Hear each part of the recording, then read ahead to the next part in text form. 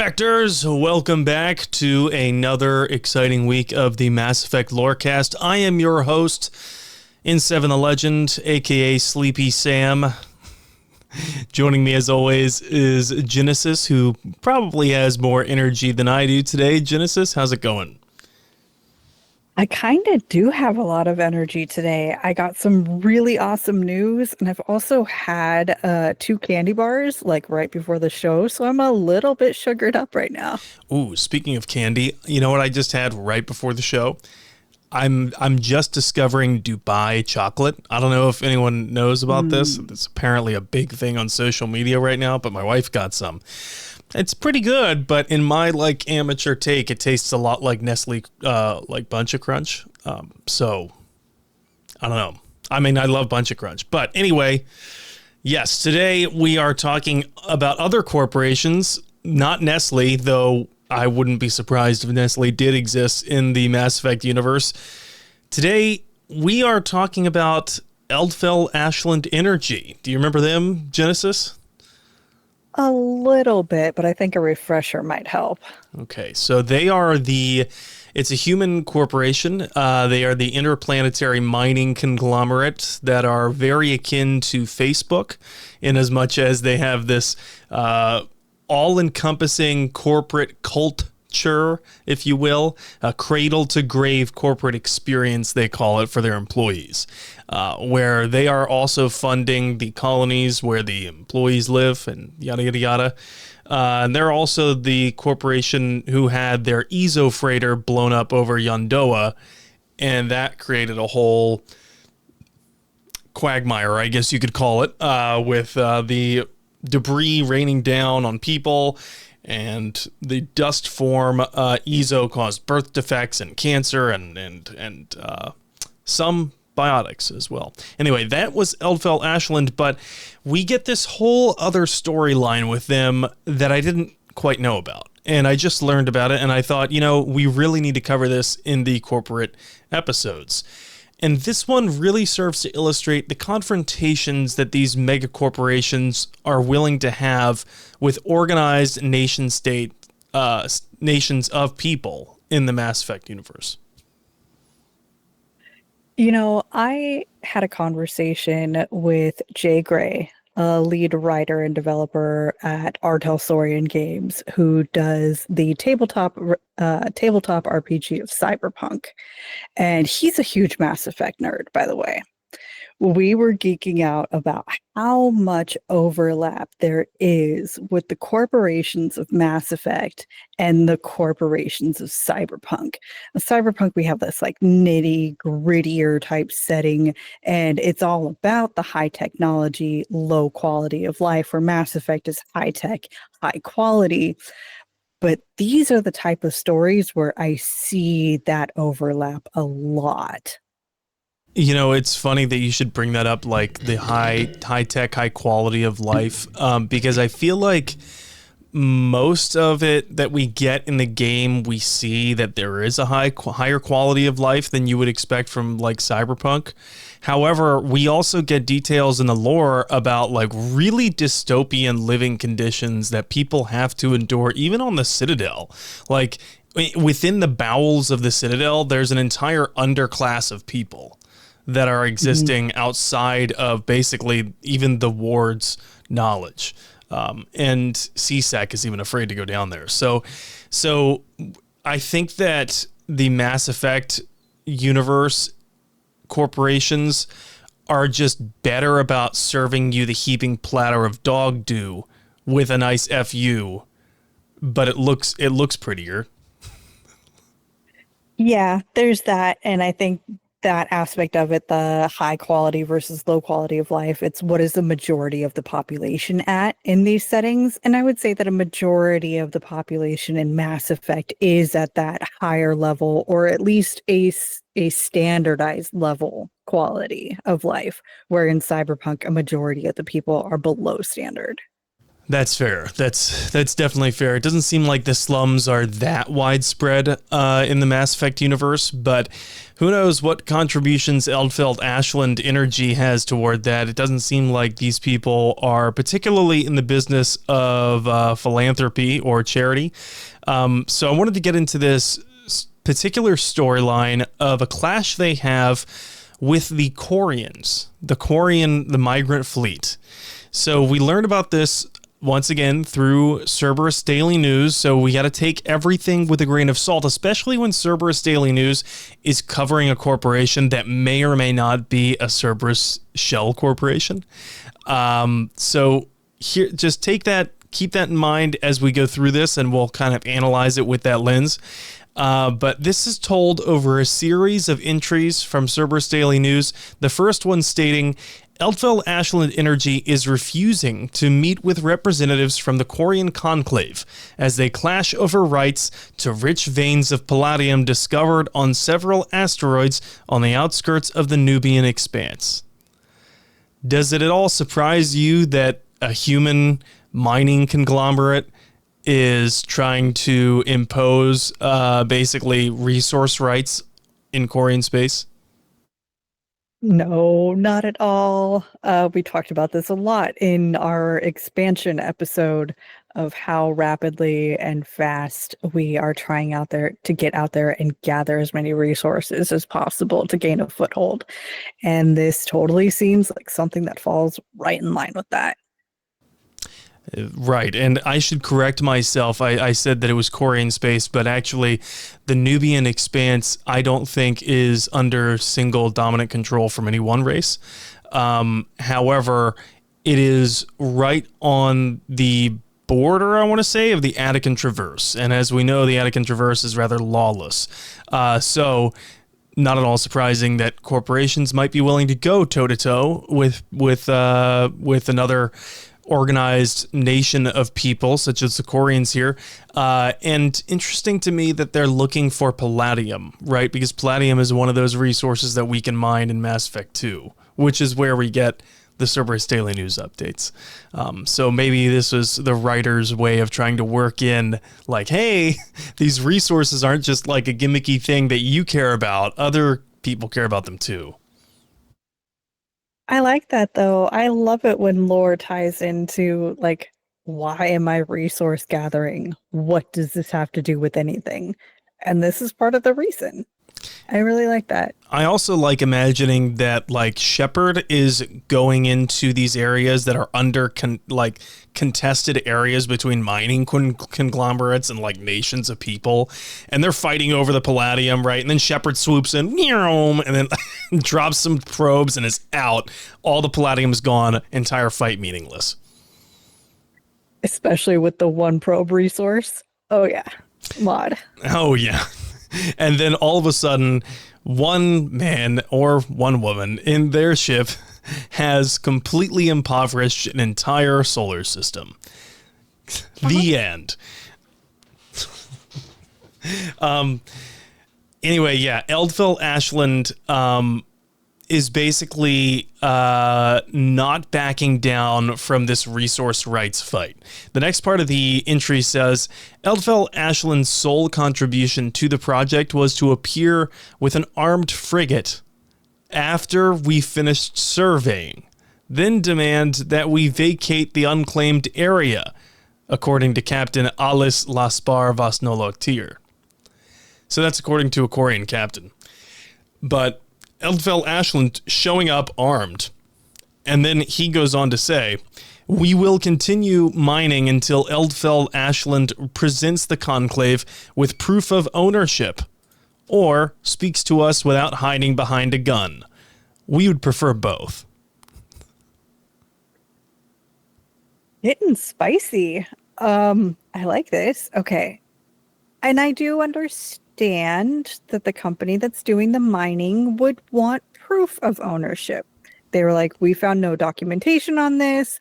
I see nothing wrong with us being the first ones here in order to gather these resources. So if you're going to contest us on it, do it through legal battles, not through gunfire. Right. And so this is really something, especially for a migrant group of people, who are kicked from solar system to solar system and really treated as second-class citizens anywhere in Citadel Space. So they go outside of Citadel Space, and yet they're still having to deal with Citadel Space corporations pushing them around. Yeah, I know that there's not, this is not a good argument. I am fully aware of that. I'm just trying to play a little bit of Eldfield devil advocate. Fair enough. Fair enough. I bet they have their own army of well-paid lawyers willing to argue these points in court. Probably more lawyers than the Migrant Fleet, I would say. In fact, I feel like the Citadel Council wouldn't even hear the argument, probably, from the Migrant Fleet. They'd be like, whatever. Eldfell-Ashland can make us money. Go in there. Yeah. Yeah. That's unfortunate, but it sounds right. Yeah, but and you know what the thing is for me? This whole like why they want the resources, right? So Eldfell-Ashland Energy is a corporation, meaning that it has to return profit to its investors. So it's a growth mindset for that company, of course. However, for the Quarians, palladium being a critical ship resource, if I'm remembering correctly, isn't that what the ship hull is made out of? The upgraded ship hull on the Normandy? Isn't it primarily palladium? That sounds right, but I can verify that while you continue. Go ahead. So if I'm correct, then the Migrant Fleet could have like a dire need of this as their ships are aging and they need better and better repairs to their hulls. So this is like way more of a life and death kind of need for the Quarians, whereas this is just another 2% on the stock for Eldfell-Ashland. Palladium is used to upgrade cybernetics, shields, heavy pistols, and armor. Yes, so there we go. So it even has shield applications as well, meaning that they could probably work this into a lot of different engineering capacities with their fleet. I rest my case there. Yeah. No, the Quarians need it for actually using it. Eldfell-Ashland just wants it for making money off of it. All right. So this is like a situation that absolutely needs a diplomatic mediator to go in and ensure that there is a fair and equitable solution here. That said, that is rarely the case in Mass Effect, where there is a fair or equitable solution that works for everybody. Why don't we go ahead and go to the next entry that we get from Cerberus Daily News? Genesis, do you want to read this one for us? Sure. Eldfield-Ashland Energy has accused the Migrant Fleet of destroying a cruiser, 3 frigates, and 6 mining freighters in the Nubian Expanse over a mineral rights dispute. The Quarians denied all charges, saying that they last saw Eldfield-Ashland ships retreating out of sensor range, presumably to refuel at their cruiser by the system's mass relay. So this is like, okay, so that Eldfell-Ashland energy ship blowing up over the planet Yondoa, spreading the Ezo dust over the colony, that happened in 2170, and now this is 2185, right? In Mass Effect 2. So 15 years later, Eldfell-Ashland once again finds themselves in a situation with a ship that has been blown up. I'm sorry, that's a total of 10 ships blown up. Okay. And there is a dispute over how it has happened. Oh, you're right. Because the first one, didn't we find out later on that it was all because of Cerberus? Cerberus did it? If I'm not mistaken, it's all but confirmed that it was Cerberus trying to test biotics on humanity, or trying to develop biotics in humanity, though it was officially ruled an accident. Of course. And then again, they're saying that all these ships got destroyed and they're blaming it on the Quarians, but it's not very clear on this one either. You know what the thing is for me?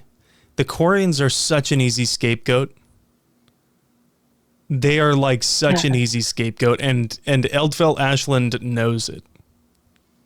Yeah, the entire universe kind of knows it. They blame everything on the Quarians. There, there is probably no evidence that we see in any of the games or any of the lore that would suggest that the Quarians are so aggressive that they would go after 10 ships, destroy 10 ships of Eldfell-Ashland energy just for palladium. Because that is first of all, it's a level of aggression they just don't typically exhibit. But second of all, especially because the Geth are not involved here, and neither is Rannick. But second of all, it's way too big of a risk for their fleet. Yeah, I was gonna say bring up that in Mass Effect 3, there's definitely some aggressive Quarians trying to blow up a dreadnought that I'm still currently occupying. Um, but beyond that, you're right. This is way too much risk for not enough gain. And I feel like they're a little bit more reserved than that.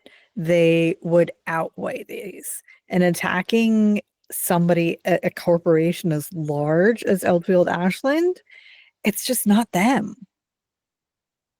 Right. And this denial from the Quarians, they give like a supplementary thing where they say that they last saw Eldfell-Ashland's ships actually going out of sensor range, retreating. So they are providing some kind of testimony as to what they did see. They're not just, categorically denying everything and saying it's all a lie, it's all a hoax, blah, blah. Okay, so now I want to know if we do find out any further information on that. And we do have, of course, more to this entry. Eldfield-Ashland spokesperson Yos Neville responded, "Yesterday, we lost contact with our ships out in the expanse. Shortly afterward, we received a distress signal from the NSV Stanislaw, reporting a, quote, alien attack. We have very little doubt as to what happened here. Eldfield-Ashland officials are planning to go before the council and ask that the Migrant Fleet be banned from Citadel Space." Bum, bum, bum. Okay, what stands out to me here is that the Eldfell-Ashland spokesperson only says that their distress signal reported a quote-unquote alien attack. Yeah, quote-unquote alien attack, as if to differentiate it from humanity. Oh. So it's, guys, hey, it's definitely not humans. It's probably those alien motherfuckers. But, like, which ones? I mean, all of them are technically alien to human. So why wouldn't you specify? Right. Why would you not specify? Especially, how do you have so much information that you know it's not a group of humans or even any humans involved at all attacking you, but you have so little information that you cannot identify what kind of vessels they are, especially if they're part of the Quarian Migrant Fleet. I understand a lot of the Migrant Fleet, they're repurposed ships, right? And they're scrapyard ships, they're blah, blah, blah, blah. However, you would likely know after there were already tensions heating up between the Quarians and Eldfell-Ashland energy. I don't know, it reeks of Cerberus influence, doesn't it? Like, hey guys, distress signal, it's those aliens again. Yeah, all alien ships look alike. I can't tell the difference between them. And also, just like, even if that is the distress signal that they received, why does the very next sentence out of the spokesperson's mouth, why is it, "We have very little doubt as to what happened here"? I do, because you didn't tell us anything with that distress signal. You're just basically saying it's the usual suspects, isn't it? Like, you're just being blatantly xenophobic. We're being attacked. I swear it was those guys. I want them banned. Well, we look, we know what's going on here. This is just something that they do. And, man, the fact that they right away asked the council to ban the Quarians from Citadel Space, despite the fact that this happened in the Attican Traverse. Right. A place where this council doesn't really have authority over. They were doing stuff that I don't like. I'm going to go tell mom and dad, and my mom and dad are going to do something about it. That's what this feels like. I feel like it's also very evident that Eldfell-Ashland was like, oh, fine, you think that you want to tussle with the big boys, Quarians? Then we're just going to destroy some of our own ships, blame you, and the council already hates you, so let's see what they have to say about it. Bring it. Yeah, this feels like such a typical corporate scumbag move that doesn't surprise me. Because, like, again, there's no evidence right now that the Quarians, that anyone in the Migrant Fleet destroyed 10 human vessels. Like, as far as I know, before the Cerberus attack on the Migrant Fleet, the Quarians really don't have anything against humanity. No, not that I can really think of. They weren't really involved in the first contact war. There were no notable signs of it. I mean, you would think, Shepard, like right out the gate, Shepard has issues with Batarians. If there had been some form, and was cautious around Turians, wasn't sure how to interact with Rogans. But for the Quarians, there was really nothing. We didn't know a whole lot about them. We wanted to learn more from Tally because we haven't really interacted with them. Speaking of Tally, her father would have been alive here. So I wonder, well, actually, depending on when in the game this happened, her father would have been alive, right? So I wonder how much her father was involved in this specific incident, considering that it was the Quarian conclave that was really leading diplomatic efforts with Eldfell-Ashland energy. That's true. Definitely for sure Auntie Ron would have had some influence going on here. Oh, yes. All right. Well, that kind of takes us to the middle of the show where we got to go thank our patrons and read some reviews. And you've got a sound effect voice line for me to guess. So why don't we go over to the mid-break, and when we come back, we're going to find out what exactly happens with this Eldfell-Ashland energy kerfuffle, I guess you could call it. All right, we'll be right back. We have beef, we have bacon, we have beer, the foods of my people. Young men have funny ideas of what Asari are like. I blame the extranet and computer games. Rex? Shepard. Grunt? Shepard. Rex? Grunt? And here we are in the middle of the show where we read your 5-star reviews from Apple, from Spotify even. We're reading those from comments on the most recent episodes. And we have one in front of us here from Morton Fisher, who writes, God, G-A-W-D, God, I absolutely love everything about this lorecast. I think I'm on my 10th or 11th re-listen of this specific lorecast. You guys keep on getting better, which I didn't think was possible, but shit, here we are. And he actually spelled it shit. I hope that was a reference to The Wire, Morton. Genesis could talk about absolutely nothing, and I'd still listen attentively. Very soothing. Genesis, you've got a fan. Why, thank you. Thank you very much. I will do phone book readings for you. Not where I thought you were taking that. Anyway, moving on. Thank you, Morton, for listening to the show. We did get a review on Apple Podcasts. Oh, if you want me to did read that we one really? out. I didn't see that one. Yes, please do. It just popped up 2 days ago from Aspire for More. Aspire for More. I like that. Long-time listener, first-time reviewer. 5 stars on Apple Podcast.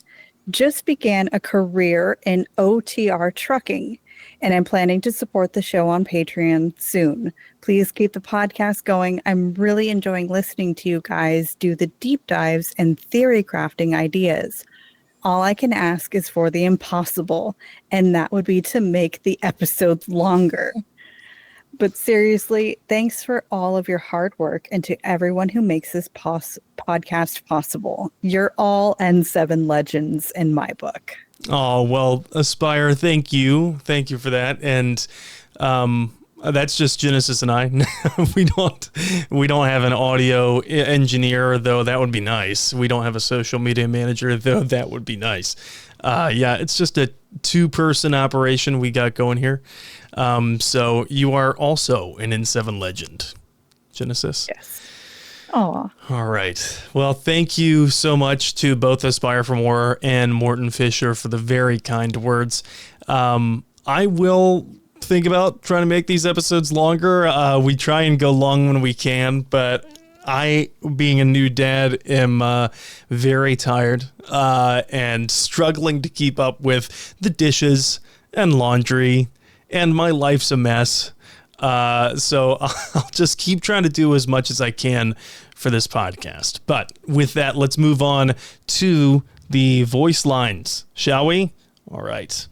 Where's my sound effect? Don't fuck There with we Arya. go. I don't know if that played, actually. Did that play? Don't fuck Okay, with we did Arya. get that. Okay, well, we got it twice. Don't fuck with Arya. You heard. So here is the voice line from Genesis, and the file name is called Play the First 5 Seconds and then pause longer if you need a hint. So we'll play the first 5 seconds. I don't get how a clothed female can be more attractive than a naked one. What? Hold on. Let me review that. Let's roll the tape back one more time. I don't get how a clothed female can be more attractive than a naked one. I feel like the music is the really key hint here. The music in the background. I'm going to try and start broad and work backward from there. That music sounds like Mass Effect 2. Is it? I'm going to go blank face until you lock in your final answer. Okay, all right. You're really wrenching my arm here. You gave me a super hard one last time. I ain't going easy this week. Quote. All right. Let me think here. Okay, one more time.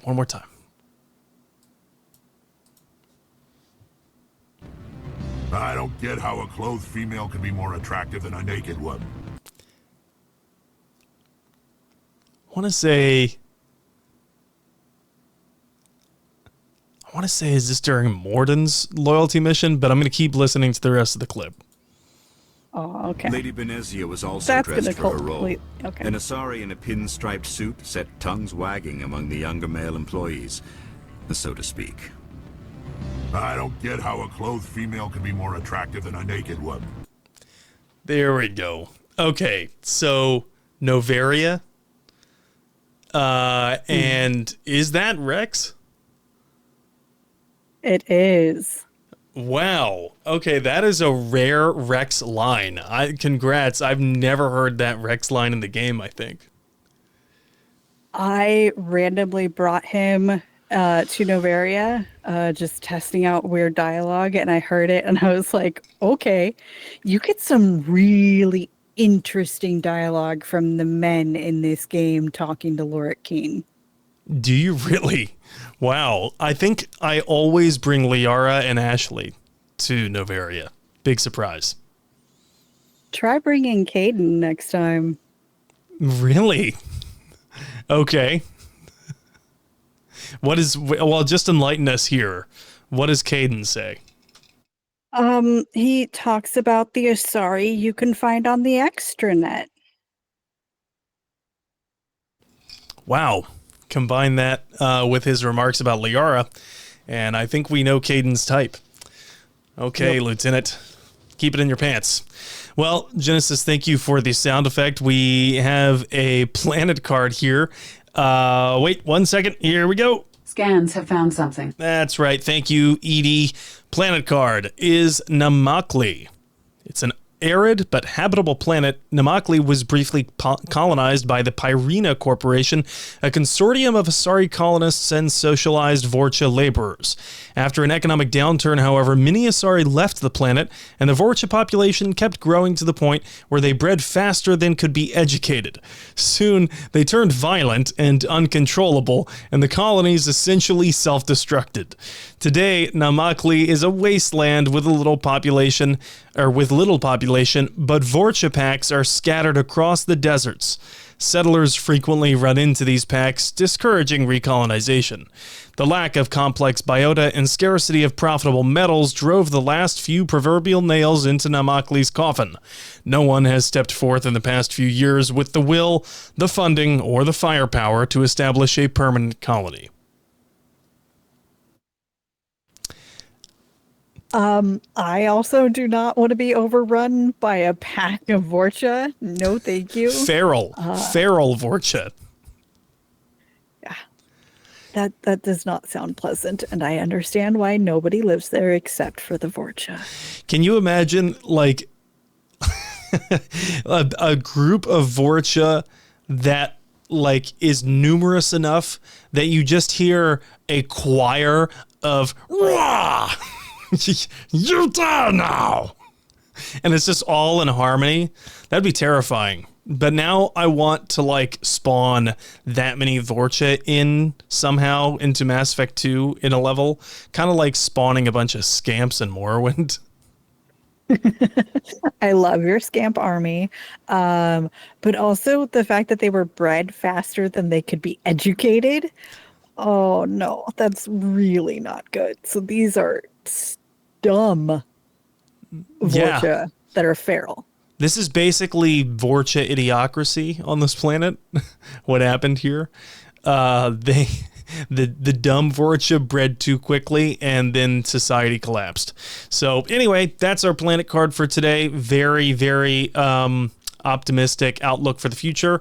And we got to shout out our tier 5 patrons: Ed Boy, Kira C, Lieutenant Tocino, Red Trobot, Superfly 440, Unfortunate Benefactor, and William. Thank you so much for your continued support of this show. Oh, and we have a special announcement for everybody. We have become Twitch affiliates. If you can believe that. We are affiliates on Twitch because we started the separate Mass Effect Lorecast channel. So come by and watch us sometime. So I have to complete the process. I got the email invitation basically that we are Twitch affiliates. And so I'll need to complete that process. But that is going to be the case probably by the time you hear this episode on the platforms, Spotify, Apple, whatever. But if you want to hear or see our beautiful faces along with our beautiful voices, then you can come by the Twitch, say hello. We'll respond to you if we can. But all right, with that, why don't we get back to the rest of the show? After time adrift among open stars, along tides of light and through shoals of dust, I will return to where I began. Solarian reproduction different, very little sex drive. If intended to try human, would try you. Ow, my pancreas. So the Quarians, it seems, are once again being set up as a convenient scapegoat. As per the usual. Duh. It's easy to blame a species that is already stereotyped as scavengers or space rats. Of course, it's the Quarians who are trying to mine illegally and secretly destroying EAE equipment. The well-respected EAE isn't doing anything wrong, she says with heavy sarcasm. Yeah, right. Yeah, you know those Quarians. Always getting into no good. Isn't that what the Volus guy says in Mass Effect 2 when he accuses that Quarian woman of stealing his credit shit, but the dumbass actually left it on the counter? Yeah, that's exactly what happens. It's a space rat is what he calls her. Yes. I love going completely off the wall and getting in their face and then the CSEC officer's face as like Shepard being like, no, you're going to cut this shit out right now. This person didn't do anything wrong. So yeah, the racism against the Quarians is palpable throughout the series, and EAE looks like they are just really leaning into this. Even if they don't know who truly did it, they're definitely jumping to conclusions, it seems, because they haven't put forward any confirmative evidence that the Quarians really did destroy 10 of their ships.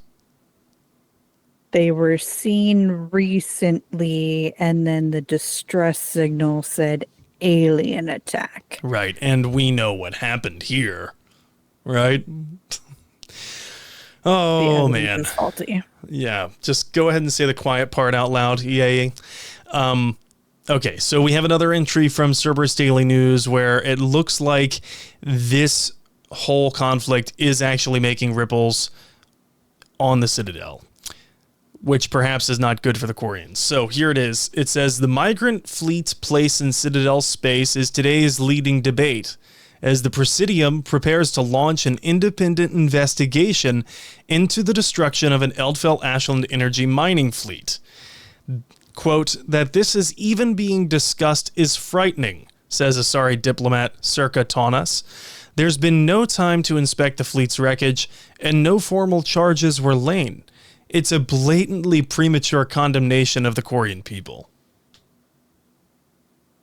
Somebody is sticking up for the Quarians? And it's an Asari diplomat.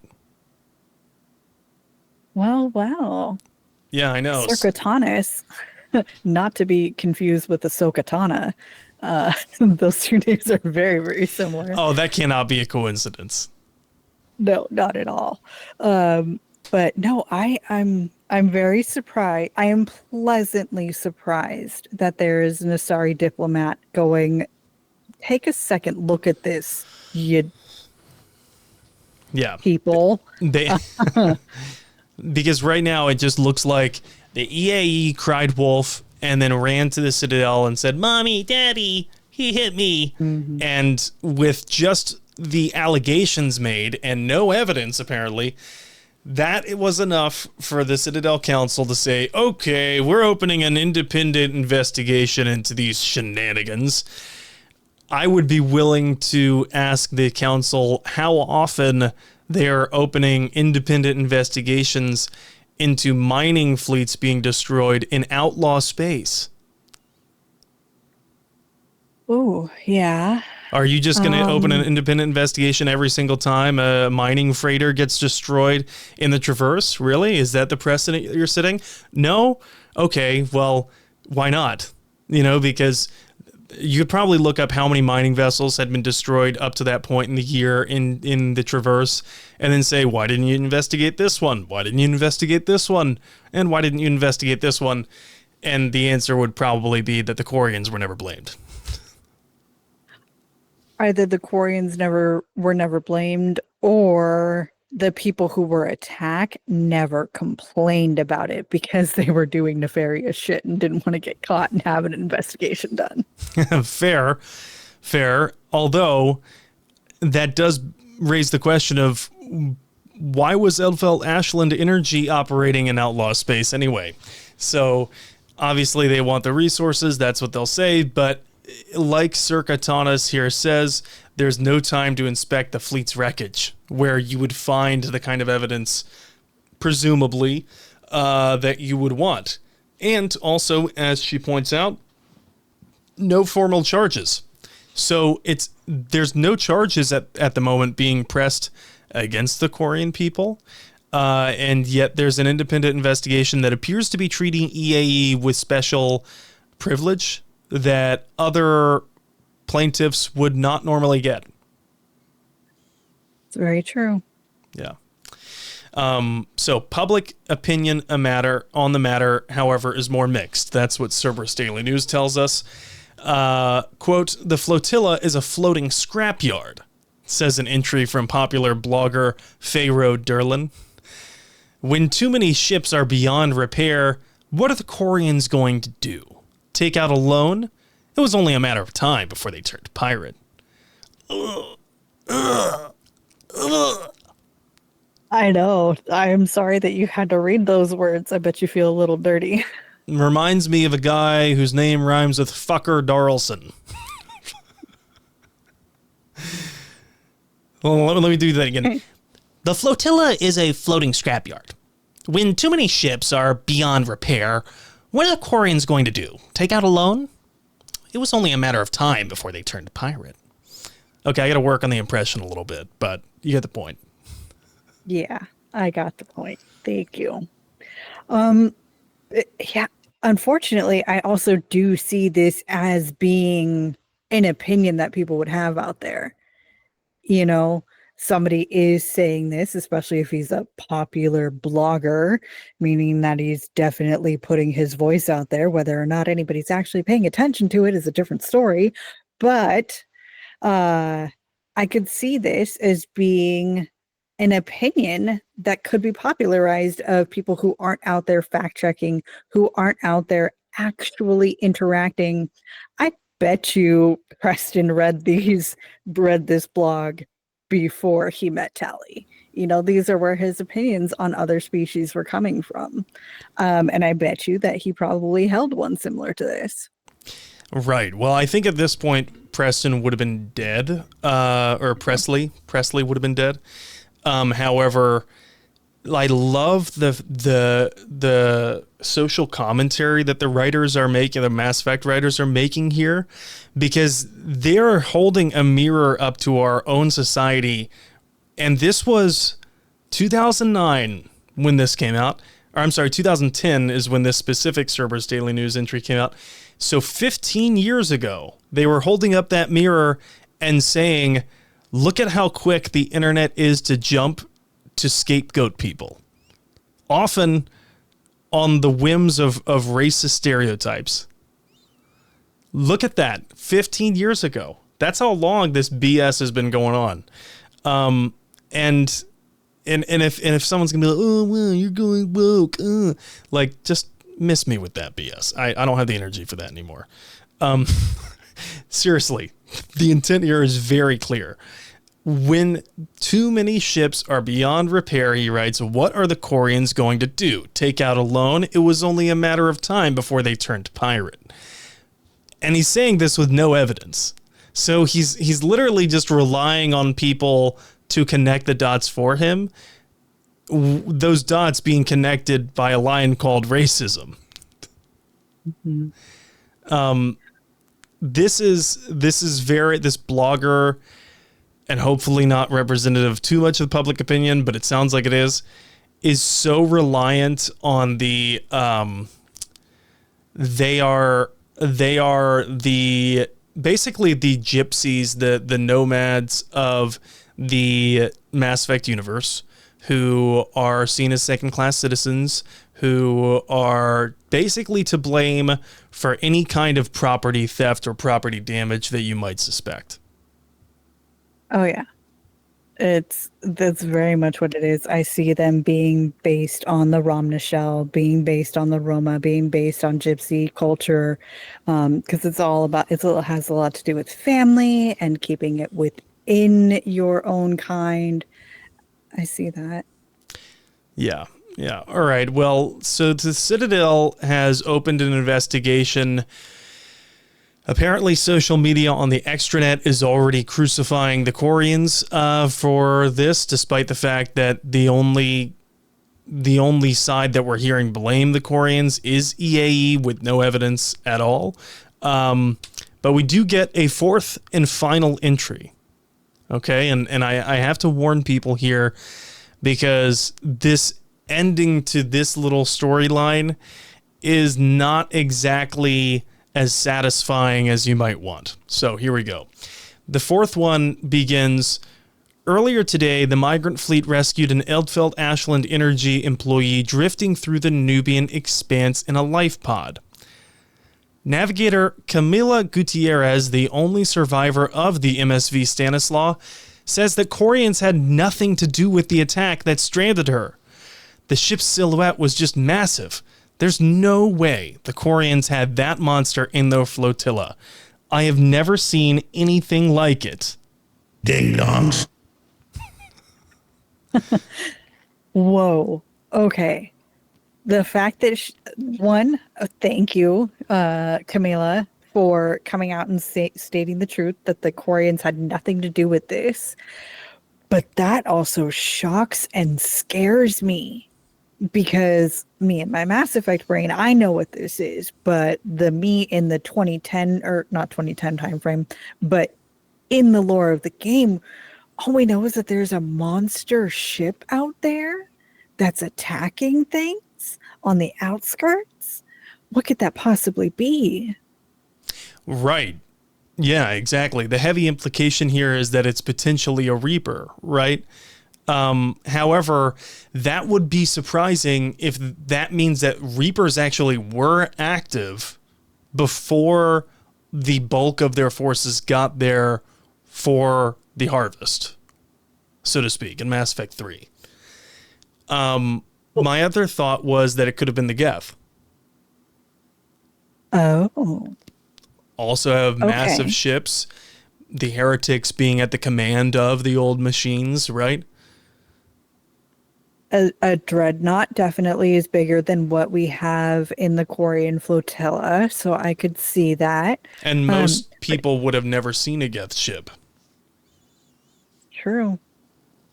Isn't Harbinger somewhere around at this point, though? No, I believe at the end of Mass Effect 2, Harbinger is seen leading the Reaper forces through dark space toward the Milky Way. Okay. So I don't think that he's in the Milky Way quite yet. But again, this also could have been one of those like inconsistent writing things where it was very clear that they were trying to allude to a Reaper presence in the galaxy, but it was never really fleshed out. There's also the possibility that there were like, other Reapers left in the Milky Way that we just didn't know about. But you'd think that they would have caused more of a ruckus. Of course, it could have been the Collectors too, because they are human ships. True. And the Collector ship is huge. Oh. Yeah, it is. But I mean, especially the one that we see on the other side of the Omega 4 relay and all that stuff too. You know what I'm just realizing? That distress signal from the Stanislaw being alien attack, that's oddly similar to what Joker says in the beginning. It's not the Geth. Not really descriptive, but it just tells you who it's not. Yeah. But then I wonder if Joker knew that it wasn't the Geth, why wouldn't this person know? But then again, that's why they said that it's alien, because it's a ship that they haven't seen before. Right. And since they are in the Nubian Expanse, they are in the Attican Traverse, somewhere where the Collectors are known to have operated. My guess is it was almost certainly them, although it really does sound Reaper-esque the way that they kind of put it. This ship's silhouette was just massive.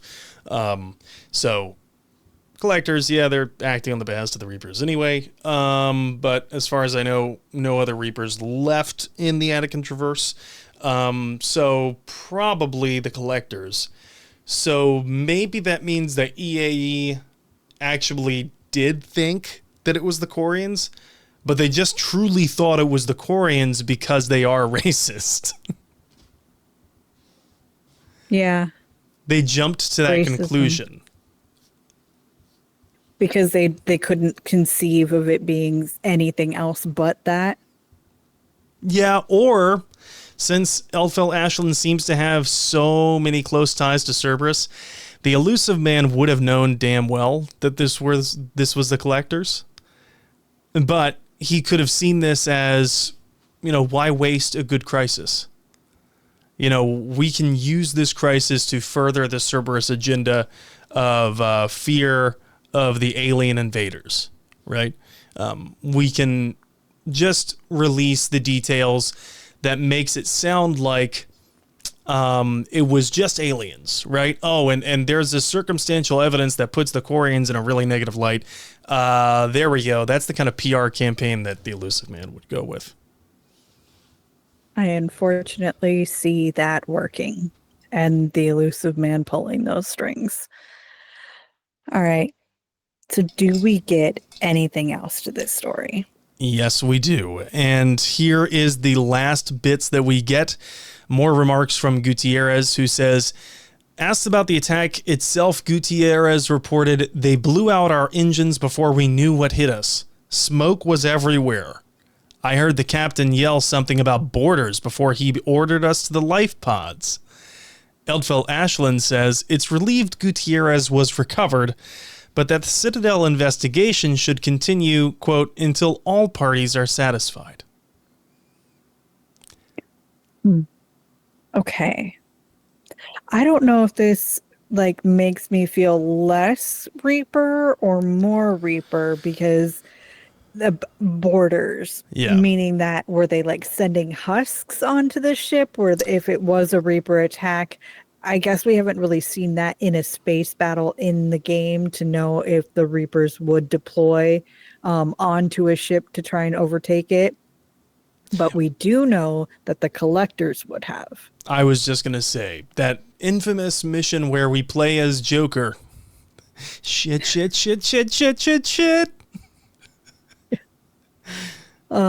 So yeah, no, okay, this is definitely sounding a little bit more Collector than Reaper in my head now.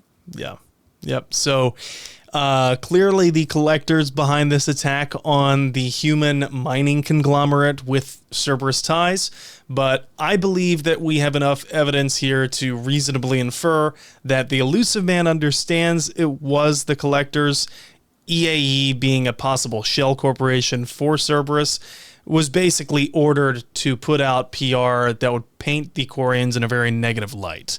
We know from the events of the novels that the Elusive Man has no love lost for the Quarian fleet, is totally willing to attack them if need be, especially to get Paul Grayson back. So yeah, I think that this is just another kind of chess match between the Elusive Man and Citadel Space. The Elusive Man acting on behest of the Reapers, who are also controlling the Collectors. Where's the corkboard? Yeah. Where's the corkboard? Yeah, right.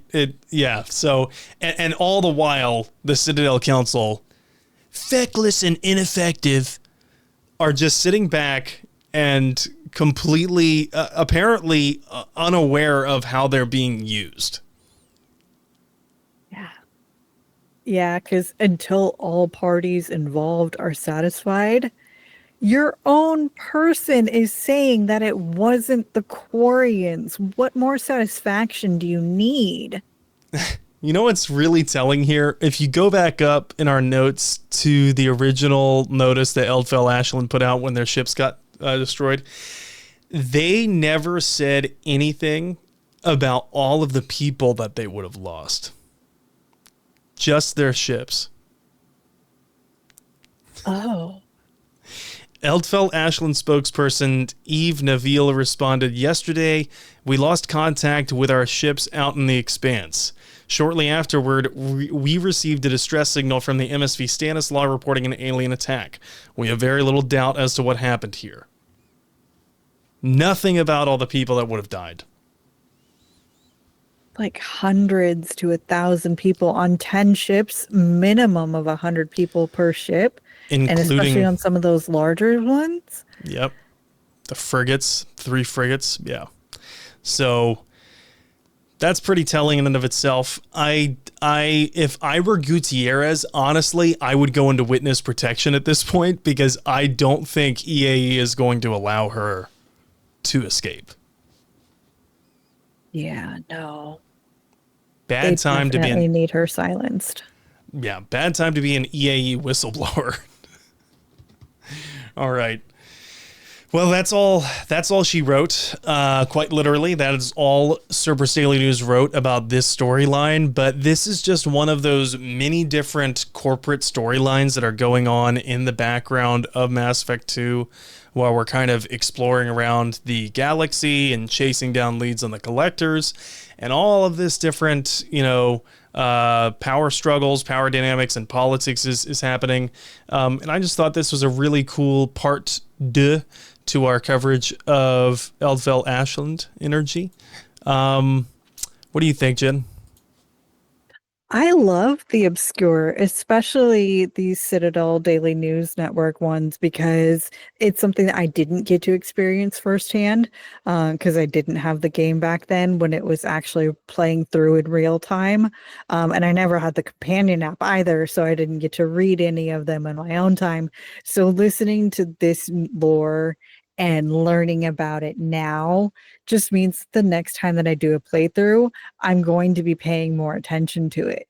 In fact, I know that that's how I've now been playing these games, because when I did not Ilium, but when I did Pharos, I was actually paying attention to whenever Exogeny came up, and I was like, "Oh, I know all about this," and was actually paying attention to it, and it just revitalizes the game over and over the more that I learn about the lore.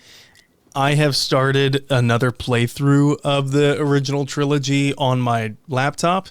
It's going to be my game that I play in bed while the baby sleeps, while my wife sleeps.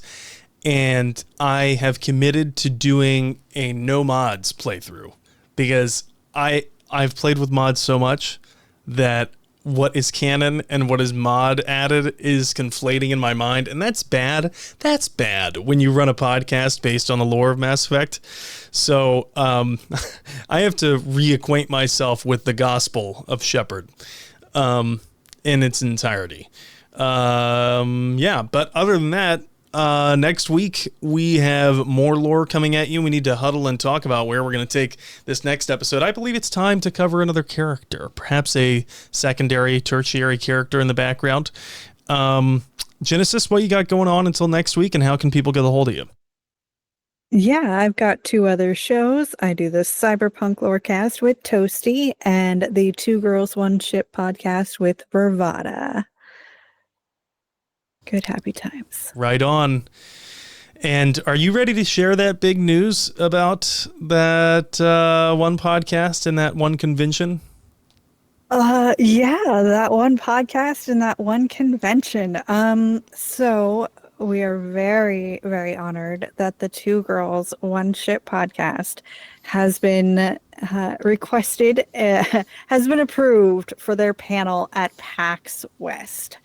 The girls did co-host 2 panels last year at PAX West, working with a game developer. But this year we got our own panel, and it is going to be Digital Love Throughout the Decades. So it's a video game romance history analysis that we will be presenting at PAX West. And that is so exciting. I'm so proud of you and excited for you. I am going to try and be there if I can.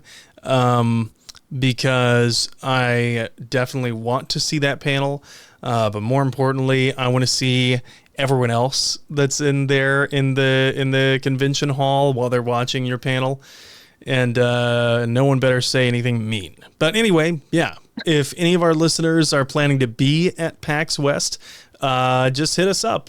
Our email is in the show notes. You can reach out to us on social media, and we're going to plan to be there. PAX West is in Seattle. So until next week, I don't have anything else going on, streaming quite irregularly from my own N7 The Legend account.